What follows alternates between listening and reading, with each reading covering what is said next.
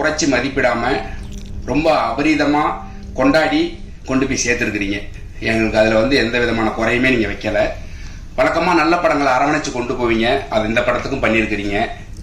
எங்களோட படத்தினுடைய இந்த ப்ரெஸ் மீட்டை இன்னைக்கு ஏன் பண்ணணும்னு ஆசைப்பட்டோம்னா, இந்த படத்தை இன்னும் கொஞ்சம் கொண்டு சேர்ப்பீங்கன்னு நாங்கள் நம்புகிறோம். ஏன்னா அடுத்த வாரத்தை டார்கெட் பண்ணி தான் நாங்கள் இன்னும் நிற்கிறோம். 2வது வாரம் இந்த படம் நிற்கிறதுங்கிறதே உங்களோட சப்போர்ட்னால தான். நீங்கள் இந்த படத்தை இன்னும் கொஞ்சம் கொண்டு போய் சேர்க்கறதுக்கு உதவுவீங்கன்னு நாங்கள் ரொம்ப பெருசாக நம்புகிறேன். அதே மாதிரி இந்த கதை உருவாகிறதுக்கு காரணம் ஒரு கோபம்னு சொல்லலாம், இல்லை ஒரு ஆதங்கம்னு சொல்லலாம்.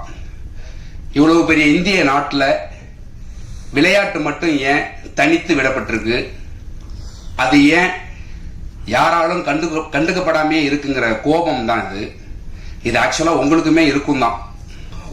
நீங்கள் சில இடங்கள்ல கட்டுப்படுத்தப்படுவீங்க, அது இல்லைன்னா நீங்களும் இதை பேசியிருப்பீங்க தான். அப்படி உருவானது தான் இந்த கதை. இந்த கதை உருவானதுக்கு இந்த கதை நான் ஃபர்ஸ்ட் பிச் பண்ணது கேஜிஆர் ஸ்டுடியோஸ் தான் பிச் பண்ணியிருந்தேன். அப்போ ஒரு பெரிய ஹீரோக்கு பண்ணியிருந்தேன். அப்புறம் சில காரணங்களால் அது தள்ளி போயிட்டே இருந்ததுனால அப்புறம் நான் வெளியில் போயிட்டேன், கம்பெனிலேருந்து வெளில போயிட்டேன். அப்புறம் நான் வேற கதை ஒர்க் பண்ணிட்டு இருக்கும்போது திருப்பி இந்த கதையை பண்ணலான்னு தோணும்போது இந்த கதைக்குள்ள ரிசர்ச் ஆரம்பித்தேன். ஆக்சுவலாக ஸ்கிரிப்ட் முடிச்சுட்டு தான் ரிசர்ச்சே நான் ஆரம்பித்தேன்.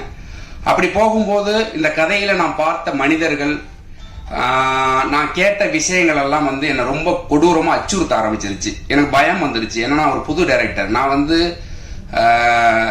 ஒரு படம் பண்ணி லைஃப் செட்டில் ஆகணும், அதன் வழியாக ஒரு ஆர்ட் வழியாக ஒரு டிஸ்கஷனை நடத்தணும், இப்படியான ஒரு நார்மலான ஆசை உள்ள மனுஷன் தான். ஸோ இந்த படத்தை தொட்டோம்னா என்ன ஆகுங்கிற பயம் வந்துருச்சு. அப்போ இந்த படத்தை கைவிடலான்னு யோசிக்கும் போது விட்டுட்டு வேற ஒரு கதை எழுதிக்கிட்டு இருந்தேன். அப்புறம் திரும்ப யோசிக்கும் போது தான் தெரிஞ்சிச்சு இந்த கதையை நம்ம பண்ணலாம், யாருமே பண்ணக்கூடாதுன்னு. குற்ற உணர்ச்சி ரொம்ப டிஸ்டர்ப் பண்ண ஆரம்பிச்சிருச்சு. அப்புறம் திரும்ப எடுத்த ஆரம்பித்தேன்.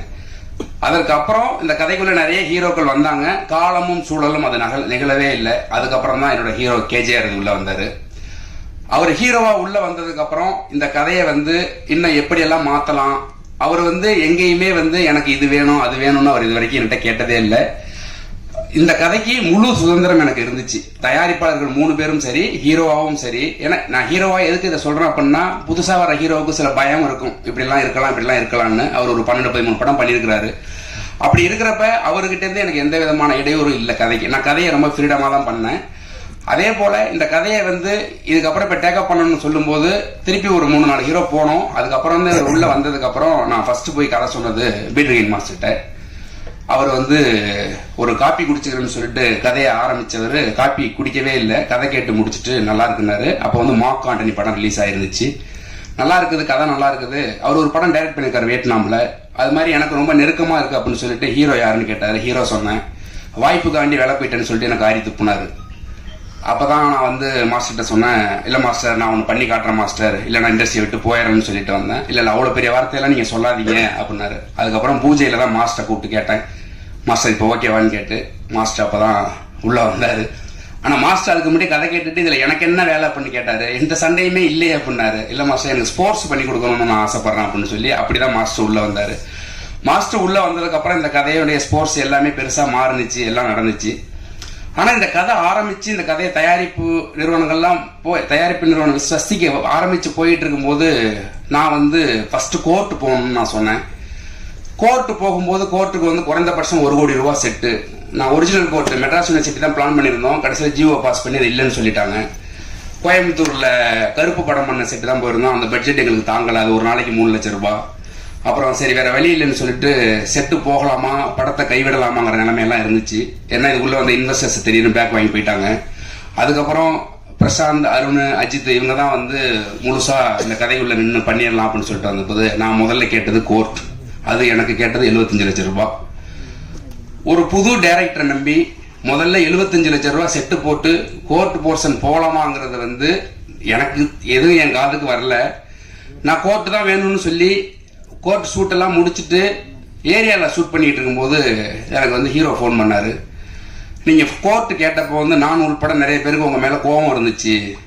என்ன ஒரு புது டைரக்டர் எடுத்தோடனே கோர்ட் வேணும்னு கேட்குறாரு, அது 75 லட்சம் ரூபா கேட்குறாரு, இது எப்படி சாத்தியம் அப்படின்னு நிறைய கோபம் இருந்துச்சு, நிறைய பேருக்கு இருந்துச்சு அப்படின்னாரு. அப்போ சொன்னாரு, ஆனா நீங்க விடாப்புடியா இருந்து அந்த கோர்ட் வாங்கி நீங்க ஒன்று பண்ணிட்டு இப்போ ஒன்று பண்றது வந்து நீங்க என்ன நினைச்சு பண்ணீங்களோ அது ஒர்க் அவுட் ஆயிருக்கு அப்படின்னாரு. எனக்கு என்னன்னா பயம், எனக்கு வந்து நான் என் ஹீரோவை வந்து நான் ப்ரெசென்ட் பண்றதை வந்து ஒருத்தங்க கூட ரிஜெக்ட் பண்ணக்கூடாதுன்னு ரொம்ப தெளிவா இருந்தேன். அவர் தயாரிப்பார், அதெல்லாம் எனக்கு தேவையில்லாத விஷயம். என்னோட ஹீரோ, என் கதைக்குள்ள இருக்கிற கதையினுடைய மாந்தன் நான் கொண்டாந்து மக்கள் முன்னாடி வைக்கும் போது அந்த ஹீரோவை யாருமே ரிஜெக்ட் பண்ணக்கூடாதுன்னு ரொம்ப தெளிவா இருந்தேன். அப்படி இருக்கிறப்ப கேஜேஆருக்கு வந்து இது முதல் படம், அவருக்கு நடிப்பு எந்த அளவுக்கு இருக்குங்கிறதுல எனக்கு ஒரு சின்ன டவுட் இருக்கிறதுனால கதைப்படி இரண்டாவது பாகத்துல வர கோர்ட்டை நான் முதல்ல ஷூட் பண்ணேன். சில நடுக்கம் தயக்கம் எல்லாத்தையும் நான் கோர்ட்ல யூஸ் பண்ணேன். ஏன்னா கதைப்படி அவன் கோர்ட்டுக்கு போகும்போது பயப்படணும், நடுங்கணும். ஆனா அதை ஷூட் பண்ணி அவரை எக்ஸ்பீரியன்ஸா மாத்தி ஃபர்ஸ்ட் ஹாஃப் செகண்ட் ஹாஃபும் செகண்ட் ஹாஃப் ஃபர்ஸ்ட் ஹாஃபும் நான் ஷூட் பண்ணேன். அதனுடைய அவுட்புட்டை இன்னைக்கு அவர் அனுபவிக்கிறாரு. அந்த அன்னைக்கு எனக்கு போன் பண்ணி சொன்னாரு, நான் அன்னைக்கு ஒரு வார்த்தை ஒன்று சொன்னேன், அந்த ரெக்கார்டிங்கோட நான் வச்சிருக்கிறேன், நான் இன்னைக்கு தான் டைரக்டரா நான் ஃபீல் பண்றேன் அப்படின்னு சொல்லிட்டு நான் சொன்னேன். உங்களுக்கு ஞாபகம் இருக்கும்னு நினைக்கிறேன். அந்த மாதிரி இந்த கதையில நிறைய சம்பவங்கள் நடந்திருக்குது. ஏன் இதை நான் குறிப்பிட்டு சொல்றேன் அப்படின்னா, அப்படி சின்ன சின்னதா பார்த்து பண்ணி தான் இந்த படத்தை வந்து நாங்க ரொம்ப பொறுப்போட தான் இந்த படத்தை கொண்டாந்து விட்டுருக்கிறோம். அதே மாதிரி இந்த படத்துக்குள்ள வந்த இன்வெஸ்டர்ஸ் பேக் வாங்கினதுக்கு அப்புறம் இவங்க 3 பேரும் அந்த படத்தை எங்க போய் என்ன பண்ணாங்க, எதை வித்தாங்க, என்ன பண்ணாங்கன்னு தெரியாம தான் அந்த படத்தை நடத்தி முடிச்சிருக்கிறோம். இப்ப இந்த படம் வந்து உங்க முன்னாடி நாங்க கொடுத்துருக்கிறோம். அதை நீங்க வந்து நாங்க எந்த அளவுக்கு பொறுப்போட பண்ணமோ அதே பொறுப்போட தான் நீங்க அணுகிருக்கிறீங்க. எனக்கு அதுல வந்து ரொம்ப சந்தோஷம் எனக்கு. அதே மாதிரி இந்த படத்துக்குள்ள ஃபர்ஸ்ட் ஜிப்ரன் சார், டெக்னீஷியன் ஐசி பேசுறேன். ஜிப்ரன் சார் உள்ள வந்தது வந்து எனக்கு ப்ரொடக்ஷன்ல கொடுத்த மியூசிக் டைரக்டர், வேற மியூசிக் டைரக்டர். எனக்கு ஹைதராபாத் கதை சொல்ல போகணும், என் மூஞ்சி சரியில்லை, என்னை கூப்பிட்டு கேட்டாங்க ஏன் மோரை தொங்குதுன்னு. இல்லை நான் ஜிப்ரன் சார் பார்க்கணும் அப்படின்னு. அப்புறம் உடனே போங்க அப்படின்னாங்க. நான் ஜிப்ரன் சாரை போய் பார்த்தேன். எனக்கு கதை சொல்ல வராது, 10 நிமிஷத்துக்கு மேலே கை காலெல்லாம் உதற ஆரம்பிச்சிடும், கதை சொல்ல வராது. நான் 10 நிமிஷம் கதை சொன்னேன். கதை சொல்லி முடிச்ச உடனே அவர் ஒன்று சொன்னாரு, நீங்க கதை பண்ணியிருக்கிற லேண்ட்ஸ்கேப்ல நான் 2 வருஷம் ஒர்க் பண்ணியிருக்கிறேன் என்ஜிஓல அப்படின்னாரு. என்னோட வேலை எல்லாமே அங்கே முடிஞ்சிருச்சு. அதுக்கு அடுத்து 15 நாள்ல எனக்கு ஷூட்டு, ஒரு அம்மா சாங் ஒன்று எடுக்கணும். அவர் ஒரு டீம் போட்டு ரொம்ப ஆர்வமா அனுப்புனாரு. பட் எனக்கு வேற சுச்சுவேஷனால அதுக்கு முதல் நாள் நான் ஷூட் முடிச்சுட்டேன், அவர்கிட்ட நான் சொல்லலை. அப்புறமா சாங் அனுப்புனே, ஷூட் எங்கன்னாரு. மாஸ்டர் அண்ணா ஷூட் முடிச்சிட்டேண்ணே அப்படின்னு சொல்லிட்டு அந்த சாங்ல இப்ப வரைக்கும் ஒரு கரெக்ஷன் கூட பண்ணல. அந்த சாங் அப்படியே தான் யூஸ் பண்ணோம். அதுதான் செகண்ட் ஹாப்ல வர அம்மா சாங், பானுமதி சாங். அதே போல விஸ்வா இந்த கதைக்குள்ள வந்தது வந்து அது ஒரு பெரிய ஃபாலோ அப். வந்ததுக்கு அப்புறம் உள்ளதை மட்டும் பேசுவோம். விஸ்வா கதைக்குள்ள வந்ததுக்கு அப்புறம் திடீர், ஏன்னா ஏற்கனவே வேற கேமராமேன், அதே மாதிரி கம்பெனில எனக்கு வேற பெரிய கேமராமேன் கொடுத்துருந்தாங்க. இந்த பெரிய கேமராமேன் எல்லாம் நான் வேண்டான்னு சொன்னதோ, மிஷினரி வேண்டான்னு சொன்னதோ வந்து நான் பெரிய இவன் அப்படிங்கிறதுக்காண்டி இல்லை. எனக்கு ஒரு பயம், கொஞ்சம் டிஸ்கஸ் பண்ணி ஒர்க் பண்ணணும், அந்த ஸ்பேஸ் இருக்குமா இருக்காதாங்கிற ஒரு பயம் தான், வேற எதுவுமே கிடையாது. நான் எப்பவுமே எனக்கு வந்து பயம், ஒரு வேலை மீது பயம் இருக்கிற வரைக்கும் தான் நான் கிரியேட்டரா இருக்க முடியும்னு நம்புவேன். என்னைக்கு அந்த பயம் போய் அலட்சியம் வருதோ அன்னைக்கு நான் ஒதுங்கிடணும்னு நம்புற ஆள்னா. அந்த மாதிரி தான் விஸ்வாவை நான் உள்ள கொண்டு வந்தப்போ வந்து ப்ரொடக்ஷனுக்கு கொஞ்சம் பயம் இருந்துச்சு. சரி ஓகே. அதே நேரத்தில் ஹீரோவும் வந்து ஒரு சின்ன டெஸ்ட் ஷூட் பண்ணணும்னு ஆசைப்பட்டார். அவரோட கான்ஃபிடென்ட்டுக்கு அந்த டெஸ்ட் ஷூட் ஒன்று ஸ்டுடியோவில் பண்ணும்போது அன்னைக்கு 2 பேருக்கும் டெஸ்ட் ஷூட், ஹீரோவுக்கும் டெஸ்ட் ஷூட்டு, டிஓபிக்கும் டெஸ்ட் ஷூட்டு. அவர் ஷூட் பண்ணி இவரை பார்த்துட்டு, இவர் ஷூட் பண்ற அவர் பார்த்துட்டு அன்னைக்கு டிசைட் பண்ணலான்னு சொல்லிட்டு போனோம். அன்னைக்கு போய் பார்த்துட்டு ஷூட் எல்லாம் முடிச்சுட்டு நான் ப்ரொடக்ஷன்லையும் ஹீரோட்டி சொன்னேன், இவர் தான் டிஓபி, முடிவு பண்ணதான் முடிவு பண்ணிங்க அப்படின்னு சொல்லிட்டு வந்துட்டேன். அதை விஸ்வா அப்புறம் கேட்டான், என்ன அப்படி சொல்லிட்டு வந்துட்டீங்கன்னு. ஆமா அவ்வளவுதான், முடிவு எடுத்தா அவங்க எடுக்கட்டும், இல்லைன்னா வேற மாத்தினா போகலாம் அப்படின்னு சொல்லிட்டு அவங்களுக்கு ரொம்ப பிடிச்சிருந்துச்சு ஒர்க்கு. விஸ்வா வந்தான். அதுக்குள்ள விஸ்வா வந்து நிறைய 2 பேருக்கும் நிறைய சண்டைகள் நடந்திருக்குது. அதெல்லாம் சேர்ந்துதான் இந்த அவுட்புட் வந்திருக்குதான் நான் நம்புறேன். அதே போல இந்த படத்துக்கு தினேஷ் வந்து இதே கம்பெனில இன்னொரு படம் போயிட்டு இருக்குது. இவர் தான் ஹீரோவை பண்ற படம். அந்த படத்துல இருந்த எடிட்டரு. இந்த படத்துக்கு வேற ஒரு எடிட்டர் வச்சிருந்தோம், சில காரணங்களால் பண்ண முடியாத சூழனால அதுக்கப்புறம் தினேஷ் வந்தோம். அருண் தான் என்கிட்ட கேட்டாப்ல, இந்த மாதிரி எடிட்டர் வர சொல்லியிருக்கிறோம் அப்படின்னு. வர சொல்லுங்க, என்ன பண்ணணும் படம் பார்க்க சொல்லுங்க அப்படின்னு சொல்லிட்டு நான் போயிட்டேன். அவர் படம் பார்த்துட்டு தினேஷ் வந்து பார்த்துட்டு, முதல்ல உனக்கு கதை பிடிச்சிருந்தா ஒர்க் பண்ணுப்பா, இல்லைன்னா ஒர்க் பண்ணாதப்பா அப்படின்னு நான் சொன்னேன். அவன் மூஞ்ச இறங்க பார்த்தான், என்ன இருந்தாலும் இப்படி பேசுறான்னு. அப்ப கதை பார்த்து முடிச்சதுக்கு அப்புறம் தினேஷ் வந்து, இல்ல நான் இந்த படம் நான் பண்றானே அப்படின்னு சொன்னான். திரும்பவும் சொல்றேன், எனக்காகவோ கம்பெனிக்காகவோ பண்ண வேண்டாம், உனக்கு கதை பிடிச்சிருந்து ஒர்க் பண்ணு. ஏன்னா நான் வந்து ஒரு வேலை செஞ்சேன் அப்படின்னா அது யாருக்காகவும் செய்ய மாட்டேன், நான் எனக்காக மட்டும்தான் செய்வேன். என்னோட ஏடிஸும் அப்படிதான் இருப்பாங்க. எனக்கு திருப்திப்பட்டா மட்டும்தான் அது வேலைன்னு நான் நம்புவேன். அந்த மாதிரி கேட்டப்ப அவன் பண்றேன்னு சொல்லி வந்தப்ப எனக்கு ஒரு பெரிய சவால் இருந்துச்சு. நான் கிட்டத்தட்ட வந்து ஒரு 4 மணி நேரம் 20 நிமிஷம் ஃபுட்டேஜ் வச்சிருந்தேன் ரஃப் கட் பண்ணி. எனக்கு நான் பெத்த பிள்ளைய அடிக்கவே முடியாதுல்ல, எங்கேயுமே கட் பண்ணவே தோணலை. 4.5 நிமிஷம் பார்த்தா இண்டஸ்ட்ரியை விட்டு அனுப்பிடுவாங்க. அப்ப என்ன பண்றதுங்கும் போது அந்த பழைய எடிட்டர் இந்த உலகத்துக்குள்ள எனக்கு போக முடியல சொன்னாரு. அது ரொம்ப புதுசா இருந்துச்சு. அப்புறம் தான் தினேஷ் வந்து எப்படி கட் பண்ணலான்னு கேட்டான். நீ தானே எடிட்டர், நீ கட் பண்ணி காட்டு பாப்புன்னு ஒரு வருஷம் கட் பண்ணி காமிச்சான். அன்னைக்கு தான் என் பொண்டாட்டிக்கு வந்து நான் சொன்னேன் படம் நல்லா வந்துருண்டி அப்படின்னு. அவ்வளோ ஹோப் கொடுத்தான் தினேஷ். ஃபர்ஸ்ட் படம் ஆல்ரெடி ஒரு படம் பண்ணிக்கிட்டு இருக்கிறான் அந்த கம்பெனியில். ஆனால் இது ஃபர்ஸ்ட் ரிலீஸ் ஆனதுனால இது ஃபர்ஸ்ட் படம். ஆனால் கமிட் ஆனது அந்த படம் தான். தினேஷ் அப்படிதான் இதுக்குள்ள வந்தது. தினேஷ் வந்து ரொம்ப ஹோப் கொடுத்தான். நிறைய இடங்கள்ல என் பேச்சை மீறி நடந்துச்சு சில விஷயங்கள். பட் அது எல்லாமே இப்ப நல்லதா நடந்ததுனால நம்ம அதை பத்தி பேச வேண்டாம். அதே போல இந்த படத்துக்கு சம்பத் ஆழ்வார் தான் சவுண்ட் டிசைன். நான் வந்து கம்பெனில வந்து நான் ரொம்ப அடம் பிடிச்சி வாங்கினேன். ஏன்னா அந்த படத்தை கொஞ்சம் சவுண்டிங்கா நல்லா ஒர்க் பண்ணலாம்னு எனக்கு ஒரு பெரிய கனவு இருந்துச்சு. அத்லட் படம் பண்றோம், நிறைய படங்கள் வந்திருக்குது. சவுண்டுக்கு பெரிய ஃபோக்கஸ் பண்ண மாட்டாங்க, சவுண்டை விட்டுருவாங்க. சவுண்டோட வேல்யூ இங்க ரொம்ப கம்மிங்கிறதுனால நான் காலா படம் பண்ணும்போது சவுண்டோட வேல்யூ தெரிஞ்சுக்கிட்டேன். அதனால வந்து சவுண்டா நல்லா ஒர்க் பண்ணுறதுக்காண்டி நான் வந்து சம்பத் ஆழ்வார் சார் கேட்டு வாங்கினேன். அவர் அங்கே பாலிவுட்ல ஒர்க் பண்றவர். அவரை கேட்டு வாங்கி அந்த படத்துக்கு நியாயம் சேர்க்கிற அளவுக்கு அவர் எனக்கு பண்ணி கொடுத்தாரு. அவருக்கு திருப்தி இல்லை, கொஞ்சம் நாங்கள் டக்குன்னு ரிலீஸ் டேட் ஃபிக்ஸ் பண்ணதுனால அது ரொம்ப சரியா அவருக்கு டைம் கொடுக்க முடியல. அதே போலதான் ஜிப்ரன் சாரும் படம் ஃபைனல் ஒர்க்கு போயிட்டு இருக்கும்போது திடீர்னு வைரல் ஃபீவர் எனக்கு பக்குன்னு அடிக்குது, என்ன பண்றதுன்னு தெரியல. அப்புறம் ஒரு வழியா முடிச்சு கொடுத்தாரு. அதே போல இந்த படத்துக்கு ஒர்க் பண்ண முக்கியமா ஆர்ட் டைரக்டர் என்னோட ஃப்ரெண்டு தான் அவன், ராமு தங்கராஜ். அவன் வந்து இந்த படத்துக்கு கோட் போடும்போது அவன் எடுத்தோடனே சொன்னது, நீ வேலையை முடிச்சிரு, பேரு வேணா நான் போட்டு என் பேரை போட்டுக்க பண்ணா. அப்படிதான் ஆரம்பிச்சது முதல் டிஸ்கஷன். ஏன்னா ஒர்க்குள்ள நிறைய நொரநாட்டியை சொல்லிக்கிட்டே இருப்பேன். அப்படி ஆரம்பிச்சு எல்லாம் முடிச்சு செட்டை பார்க்கும்போது செட்ல நான் சொல்லிட்டேன், அப்போதைக்கு வரைக்கும் ஜெய்பீமோட செட்டு தான் ரொம்ப டாப்ல இருக்கும், அதை நம்ம உடைக்கணும்டா அப்படின்னு சொன்னா அதை உடைச்சிருக்கிறோம்னு நினைக்கிறேன். ஏன்னா ஹீரோட ஃப்ரெண்ட்ஸ் சீஃப் அட்வொகேட்ஸ் 2-3 பேர் வந்தாங்க, ஹைகோர்ட் அட்வொகேட்ஸ் பாக்குறதுக்கு. அவங்க ரொம்ப பிரமாதமா இருக்குதுன்னு சொன்னாங்க. அதுதான் ஃபர்ஸ்ட் எனக்கு ரொம்ப சந்தோஷமா இருந்துச்சு. ஒரு புது டைரக்டருக்கு, ஒரு புது ப்ரொடியூசரு, ஒரு புது ஹீரோ, ஒரு புது எடிட்டரு, ஒரு புது டிஓபி. ஜிப்ரன் சாரும் பீட்டர் மாஸ்டர் இல்லாம மீதி எல்லாமே புதுசு. அவங்கள நம்பி முதல்ல இவ்வளவு பெரிய கோர்ட் செட்டு, ஆர்ட் டைரக்டர் நல்ல படங்கள் ஒரு 10 படங்கள் பண்ணியிருக்கிறோம், நாங்க எல்லாம் புதுசு. அப்படி இருக்கிறப்ப இவ்வளவு பெரிய செட்டு போட்டு அந்த உலகத்தை கிரியேட் பண்றதுக்கு நாங்க ரொம்ப கஷ்டப்பட்டோம். கஷ்டப்பட்டோம் உங்கள்கிட்ட நான் ஒப்பாரியா சொல்லல, விரும்பிதான் அந்த வேலையை எடுத்தோம் சொல்றோம். அதை வந்து அந்த கஷ்டத்தை வந்து நீங்க வந்து எந்த விதமான கொச்சைப்படுத்தாம ரொம்ப நெகிழ்வோட கொண்டுட்டு போய் சேர்த்திருக்கிறீங்க. எங்களுடைய ஒரே ஒரு கோரிக்கையாவே நான் கேட்கிறேன், இந்த படத்தினுடைய வெற்றியை வந்து இன்னும் கொஞ்சம் பெரிதாக்குவதற்கு உங்களுடைய உதவியை நான் கேட்கிறேன். இந்த படத்துல பங்காற்றின அனைத்து தொழில்நுட்ப கலைஞர்களுக்கும் நான் நன்றி சொல்லிக்கிறேன். அதே போல இந்த படத்திலிருந்து வெளியில இருந்து நிறைய பேர் எனக்கு ஒர்க் பண்ணிருக்காங்க. முக்கியமா மாட்டாங்குப்பத்தோட மக்கள் வந்து ரொம்ப சப்போர்ட் பண்ணாங்க. குப்பத்துல எல்லாம் போய் ஷூட் பண்ணா கேமரா போடுவாங்க, கல்லெடுத்து அடிப்பாங்கலாம் நிறைய சொல்லப்பட்டுச்சு. அதெல்லாம் எதுவுமே இல்லாம எங்களையும் என்னையும் அந்த ஏரியாவோட புள்ள மாதிரி பாத்துக்கிட்டாங்க.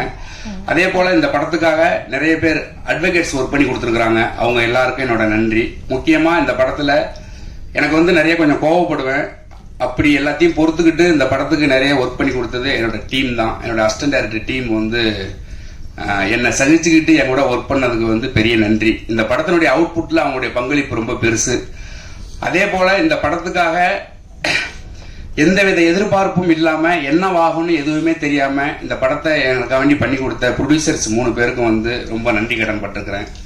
அங்கீகாரம் என்னவா ஓடுது அப்படின்னு நீங்க கேட்டீங்க அப்படின்னா, அங்கீகாரத்தோட ஓட்டம் என்னைக்கு நிற்கும் அப்படின்னு நீங்க கேட்டீங்கன்னா, இந்தியா என்னைக்கு ஒலிம்பிக்ல தங்கங்களை குவிக்குதோ அன்னைக்குதான் அங்கீகாரத்தோட ஓட்டம் நிற்கும் அப்படின்னு நான் ரொம்ப நம்புறேன்.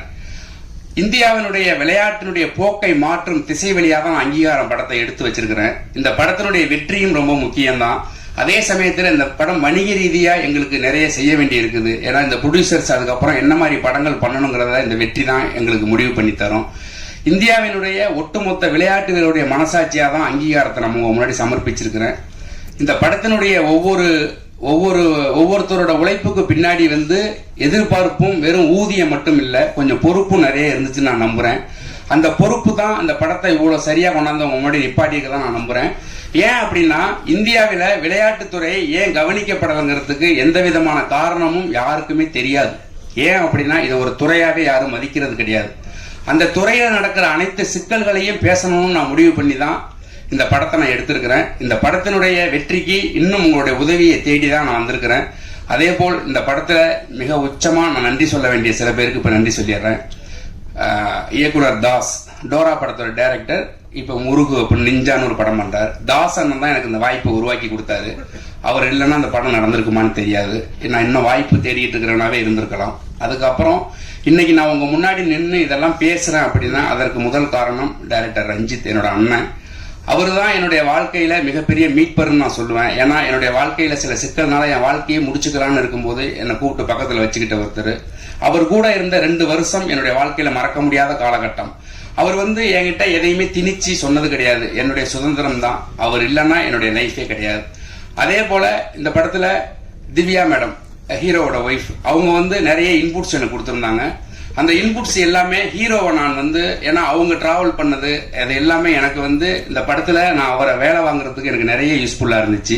அது இல்லாம இந்த படத்துக்கு வேலை செஞ்ச முக்கியமா அத்லட் ட்ரெயினர் மகேஷ், அவன் இந்த படத்துக்கு எந்த விதமான எதிர்பார்ப்பும் இல்லாம அவனை நம்பி ஒரு 200 பிள்ளைங்க இருக்கிறாங்க திருநெல்வேலி கிரவுண்ட்ல. அதையெல்லாம் விட்டுட்டு எனக்காக நின்னான். இன்னைக்கு அந்த படத்துல இருக்கிற அத்லட் எல்லாத்தையும் ஓரளவுக்கு வந்திருக்குது அப்படின்னா அது அவனுடைய பங்களிப்பு, பெரிய பங்களிப்பு. அதே போல Naranamalpuram sports club, Karpaga university Rajesh, Vaduvoor sports academy, இப்படி நிறைய பேர் இந்த கதையில ஒர்க் பண்ணிருக்காங்க. இவங்க எல்லாருமே ஸ்போர்ட்ஸ் சார்ந்தவங்க தான். இந்த ஸ்போர்ட்ஸ் சார்ந்தவங்க எல்லாரும் சேர்ந்து ஒரு ஸ்போர்ட்ஸ் படத்தை உருவாக்கும் போது தப்பு நடக்காதுங்கிற நம்பிக்கை எனக்கு இருந்தாலும் பிரஸ் முன்னாடி படம் போட்டு காமிக்கிறப்ப எனக்கு ஒரு பெரிய பதட்டம் இருந்துச்சு. எனக்கு ஒரு 2 பதட்டம் இருந்துச்சு. ஒன்னு சென்சார் போர்டு, இன்னொன்னு டைரக்டர் ரஞ்சித், இன்னொன்னு பிரஸ். அந்த பிரஸ் இதே தியேட்டர்ல தான் நம்ம படம் பார்த்தோம். நான் எனக்கு படக்குன்னு அடிச்சுக்கிட்டு இருந்துச்சு. யுவராஜ் அண்ணன் வேற கொஞ்ச நேரம் மொபைல் பார்த்தாரு, அப்புறம் படம் பார்க்க ஆரம்பிச்சாரு. நான் யுவராஜ் அண்ணன் மட்டும் தான் பார்த்துக்கிட்டு இருந்தேன். அவர் படம் பார்க்க ஆரம்பிச்சதுக்கு அப்புறம் ஓகே ரைட் அப்படின்னு அதுக்கப்புறம் அந்த படத்துல எனக்கு பிரஸ் அவ்வளவு சூப்பரா என்ன ரிசீவ் பண்ணது எனக்கு ரொம்ப முக்கியமா நான் ரொம்ப பெருமைப்பட்ட தருணம். எனக்கு 3 விஷயமே நல்லாவே நடந்துச்சு. சென்சார் போர்டுலயும் என்ன ரொம்ப அப்ரிசியேட் பண்ணாங்க, பிரஸ் நீங்களும் அப்ரிசியேட் பண்ணீங்க, மக்களும் நல்லா கொண்டாடி இருக்கிறாங்க, என்னோட வாத்தியாரும் ரொம்ப நெகிழ்வா இருந்தாரு. இதையெல்லாம் சேர்த்து இந்த படத்தை வணிக ரீதியா மாத்துறதுக்கான வேலையில தான் நாங்க இப்ப இறங்கி இருக்கிறோம். ஏன்னா இந்த படம் வணிக ரீதியா ஜெயிச்சே ஆகணும். ஏன்னா வணிக ரீதியான வெற்றி மட்டும்தான் திரும்ப என்ன போல இருக்கிற ஒரு இயக்குனரை வெளில கொண்டு வரும். இல்லைன்னா திரும்ப இந்த கதைகள் திரும்ப நான் நல்ல சினிமா கெட்ட சினிமான்னு நான் பிரிச்சு பேச விரும்பல. எல்லாத்துக்கும் ஒரே உழைப்பு தான். சிந்தனை ரீதியான வேறுபாடு தான் இங்க இருக்க ஒழிஞ்சு எல்லாமே ஒரே சினிமா தான். எல்லாத்துக்கும் ஒரே உழைப்பு தான். இந்த சினிமாவை கொண்டுட்டு போய் சேர்க்கறதுக்கு பின்னாடி இருக்கிற எவ்வளவு வழி இருக்குதுன்னு உங்களுக்கு தெரியும். பல படங்களுடைய ப்ரொமோஷனுக்காக பெருசா பேசப்பட்டவர் கேஜேஆர். அவர் ஹீரோவா நடிச்ச படத்துல நாங்க எங்களால முடிஞ்ச எங்க சக்திக்கு உட்பட்ட எல்லாத்தையும் பண்ணிக்கிட்டு தான் இருக்கிறோம். இன்னும் நீங்க உங்களுடைய ஒத்துழைப்போட இதை கொண்டு போய் சேர்த்து இந்த படத்தை வணிக ரீதியா மாத்தினீங்கன்னா ஸ்வஸ்திக் விஷன்ல இருந்து அடுத்து கேட்டுக்கிற லைன் அப் எல்லாமே ப்ராஜெக்டா மாறும். உங்களுடைய பொன்னான நேரத்தை எனக்கு கொடுத்ததுக்கு ரொம்ப நன்றி.